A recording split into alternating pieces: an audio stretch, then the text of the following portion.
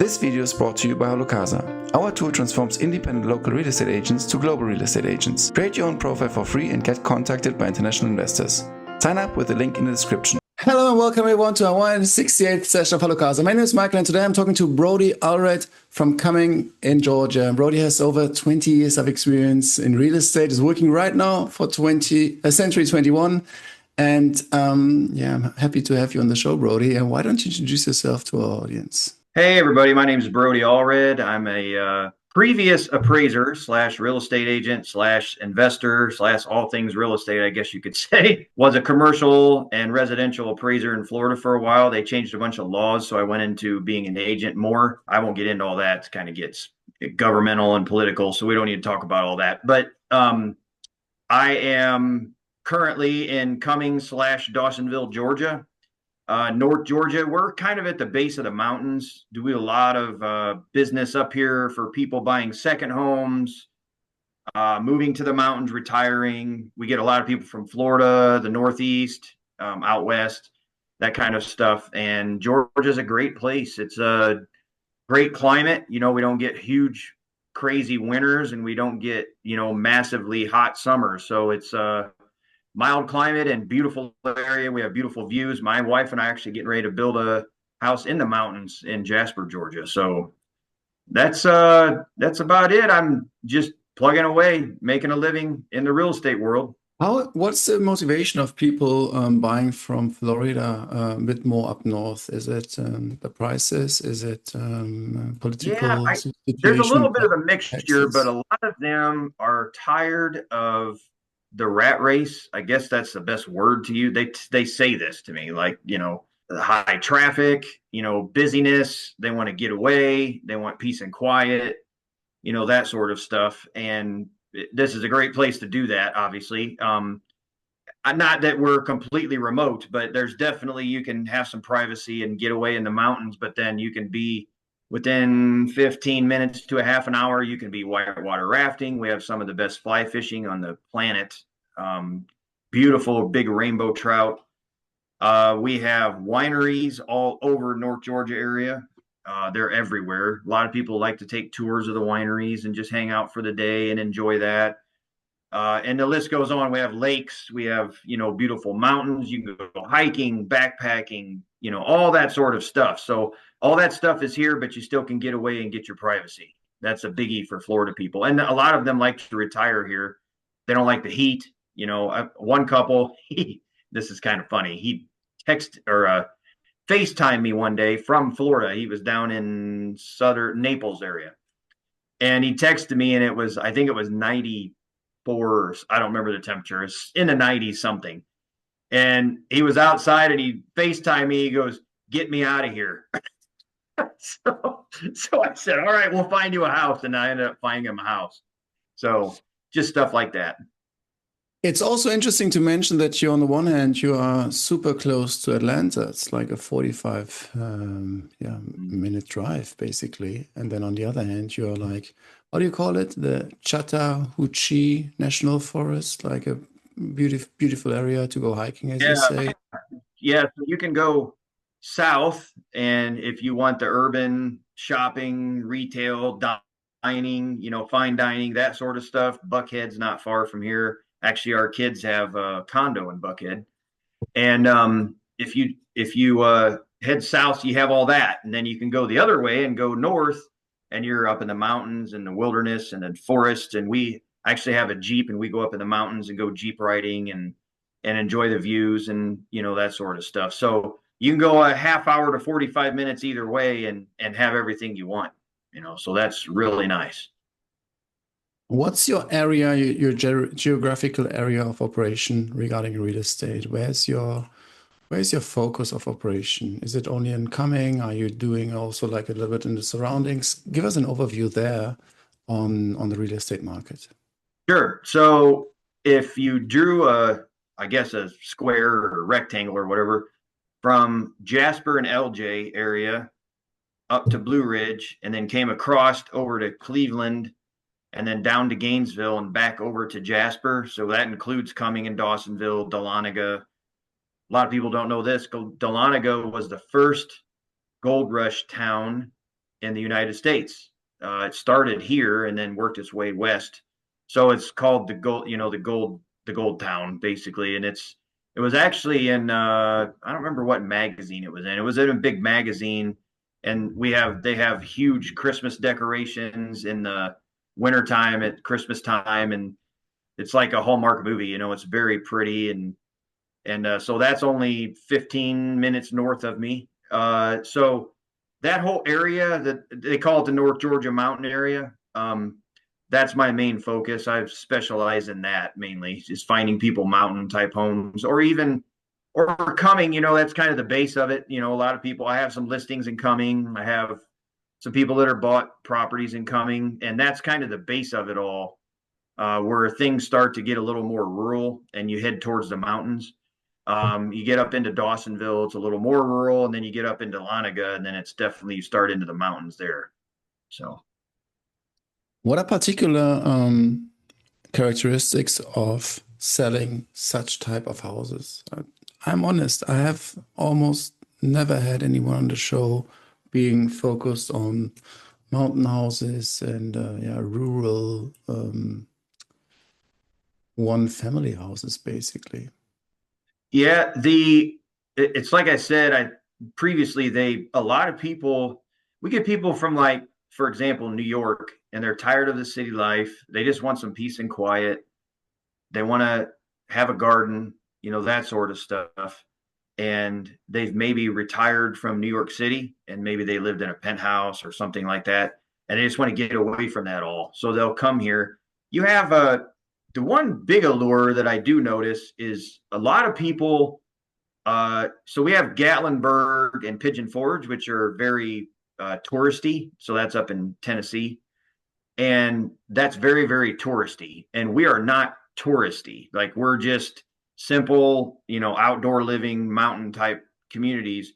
So I think they like this area more for the fact that it isn't touristy. Like, you get into Gatlinburg and Pigeon Forge, and in like the fall, like, the traffic is horrendous. It'll take you an hour to drive like 5 miles. It's because everybody's there looking at leaves and enjoying the fall and, that sort of stuff. So we do have that, but not near like they do up there. We have like LJ, for example, there's tons of apple orchards and that sort of stuff, wineries, all that. And you can go there in the fall and it gets busy, but they grow their own. You can go pick your own apples, and it's just that outdoor experience that people are trying to get away from the cities, and they want some peace and quiet and enjoy time with their family. So, and that's my heart. So that's why I enjoy doing what I do.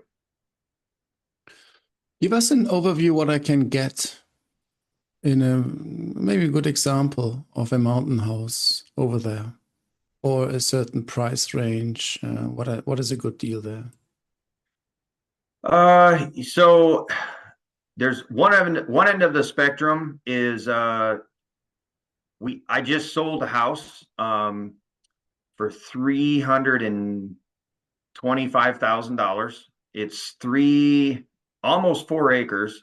It's a little cabin. But it's well built. It's 2 bedrooms, 2 bedrooms, 2 baths. And it's a timber frame type home, not an actual log cabin, but it's a timber frame type home. But when you go in, you feel like you're in a cabin for sure. And that sold for $325,000. My folks are paying cash. They're actually moving up from Atlanta, and they tell me the same story. I'm getting away from the rat race, and they want their peace and quiet. So they can come up here on the weekends. For them, it's about an hour drive. They can come up here this is in Dahlonega. They can come up on the weekends, hang out with their friends, enjoy life. And then I also have some folks, I'm selling their house in Cumming, and they want to move up north, and they're looking for about a 4,000 to 6,000 square foot house with a mother-in-law suite, because their in-laws or their father-in-law lives with them. And they're selling their house for $750 in Cumming, and they're up in the $800,000 to $1 million range, but they're wanting land, 10 acres, big house, that sort of stuff. So there's a big spectrum. I would say our median price here is in the $400,000 to $450,000 range.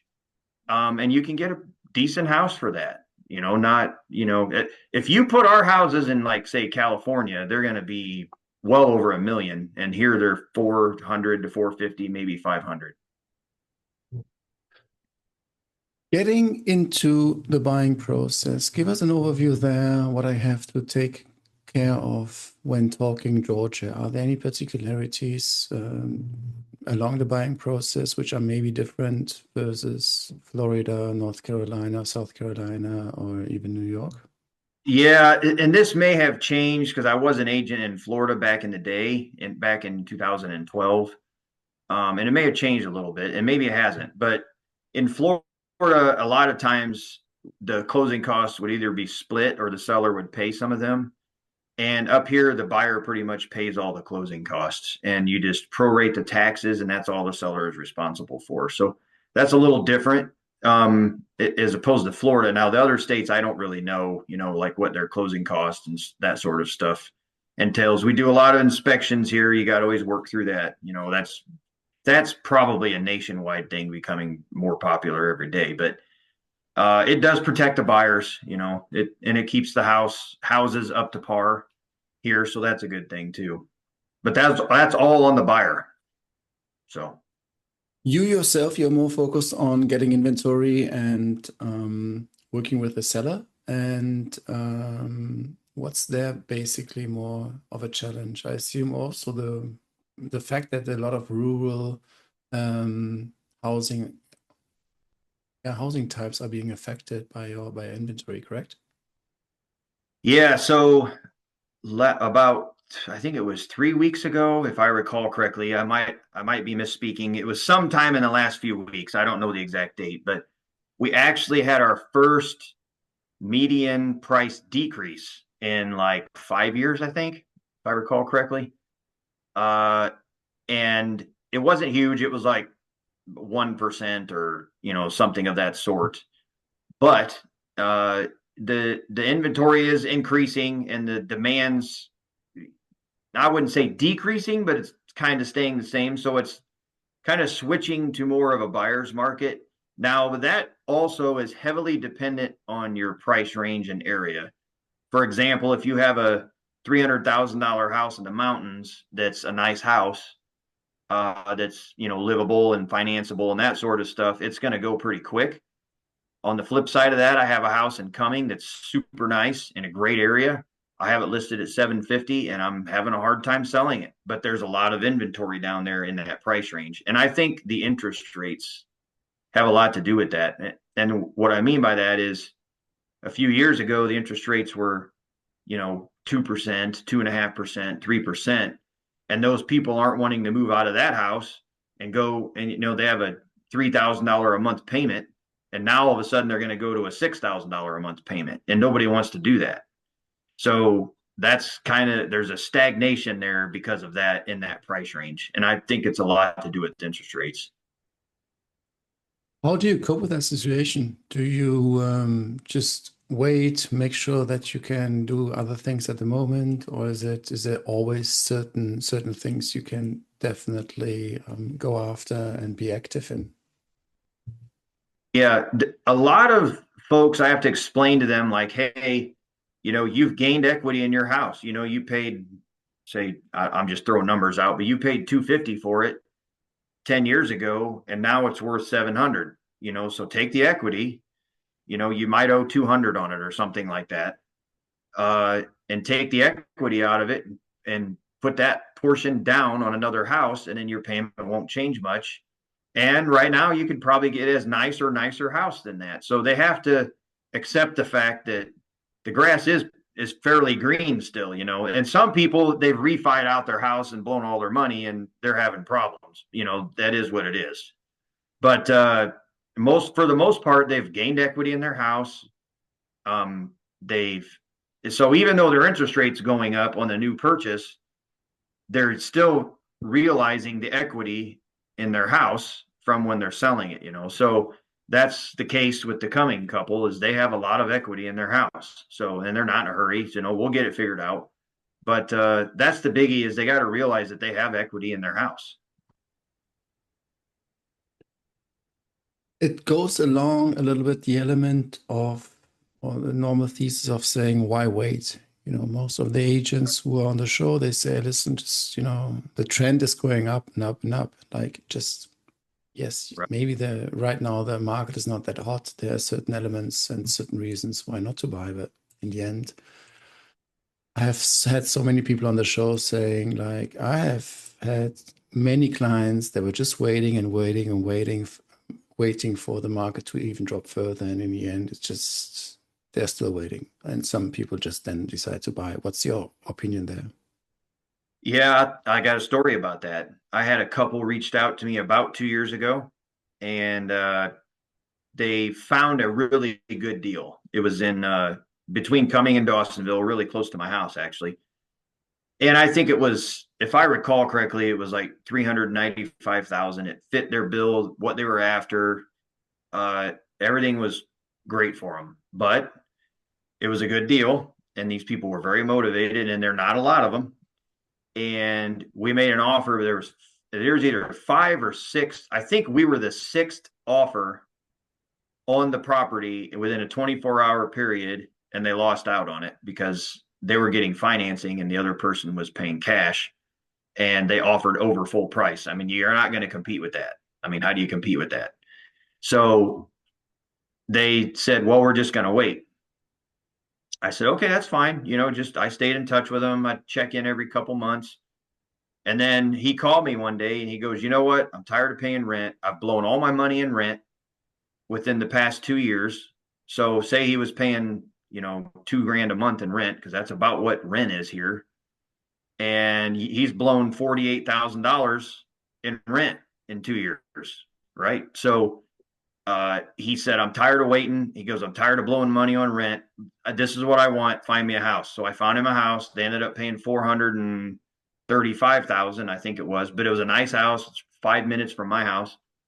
And just looking back, if he would have done that in the first place, he wouldn't have blown $48,000. I'm like, so what was the purpose in waiting? Well, he thought the market was going to crash. And I said, well, I don't have a crystal ball. And if it does, it is what it is. I'll thrive in that too, because I know exactly how to make money when the market goes down. But I said, I don't see that happening, because even if demand decreases and supply increases, we're still not at the normal market, So he finally listened to me and got a house. So that's the prime example of why wait. There's no reason to wait. I mean, why? If you want to move, do it. I mean, one way or another, you're going to benefit from it in some way, shape, or form.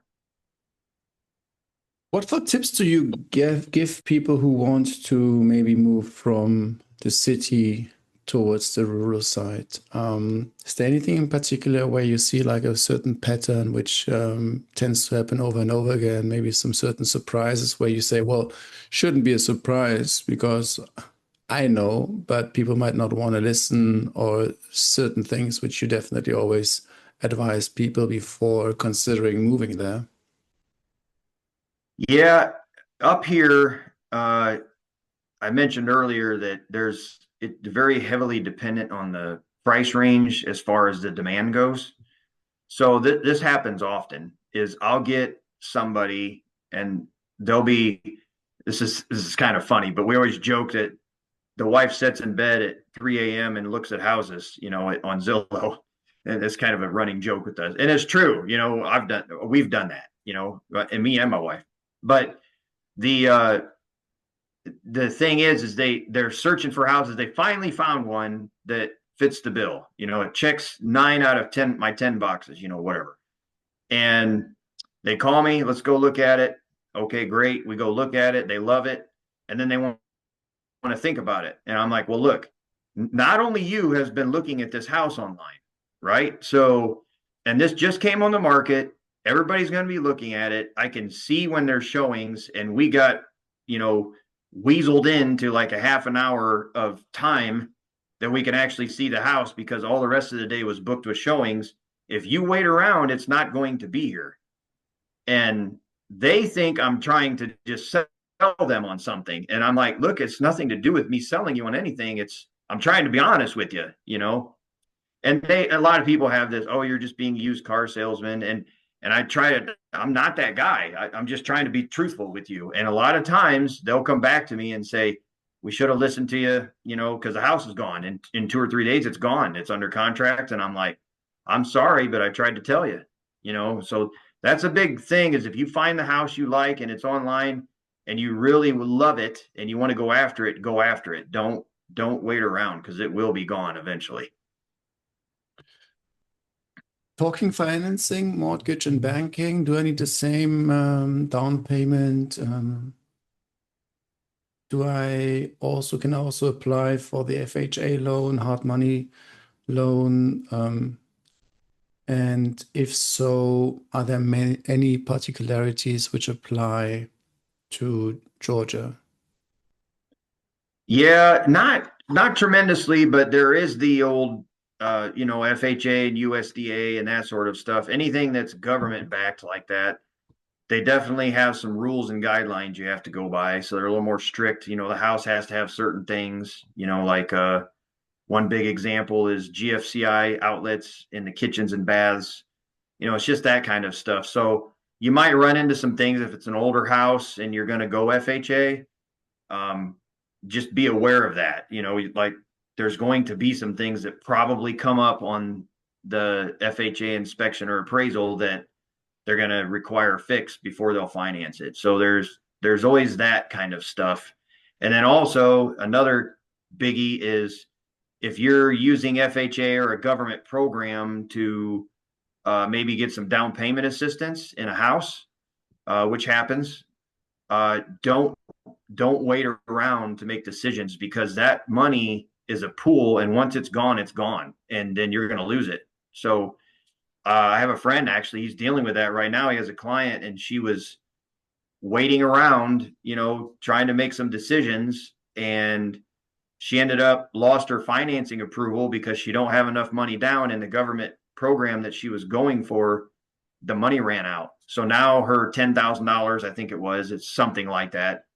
It's gone. She can't get it. They ran out of money. So, it's if you're in that position, don't wait around. Before you mention inspections, what are for you key elements regarding doing a proper inspection in the rural area and the forest area? Do you deal with termites? Do you deal with anything which affects wood, whatever it is, where you say like, listen, there, take care. This definitely should be an element which you might not have again, in case you're coming from New York City. Yeah, so obviously you're dealing with termites, because most of the mountain houses, they don't even have a yard. They're in the middle of the woods. So, and this is kind of funny, but you do have to beware of bears here. Like, don't leave your trash out, because they will come around. Actually, some friends of ours have a house in the same neighborhood that we're building a house. They're in the opposite end of the neighborhood, and they have a picture in their house. This bear climbed their deck. So they have a deck on their main level, and then they have a walkout basement. Well, they have big pillars for their deck on the second level. It climbed the pillar all the way up and grabbed a bird feeder and yanked it down and gave it to its cubs to eat. So you have to be very aware of that.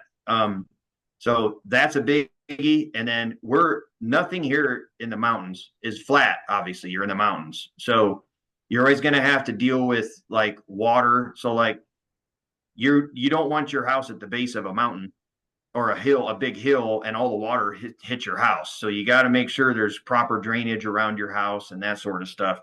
That's a biggie, because water will go into crawl spaces and basements and that sort of stuff. And then that'll always, in fact, I'm dealing with the one I was telling you about in Dahlonega.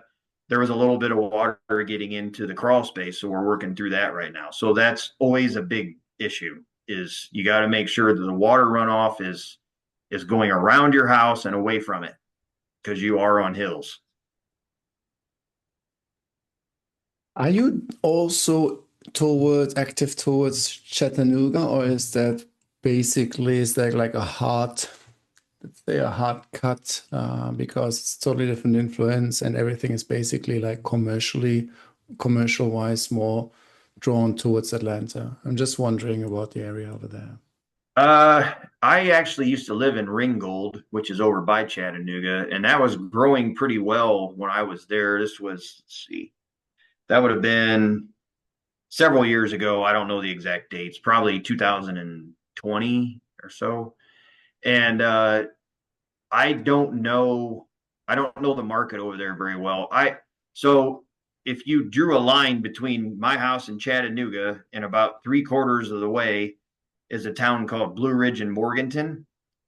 And we actually have a development there we're doing. We bought a property, and it's had a house with 12 acres, and we've split the house out on 1.25 acres, and we're fixing that up, getting ready to sell that. And then the land was approved for 1-acre lots, so we're putting manufactured homes on all the lots. I think we got 10 lots out of it, if I remember right.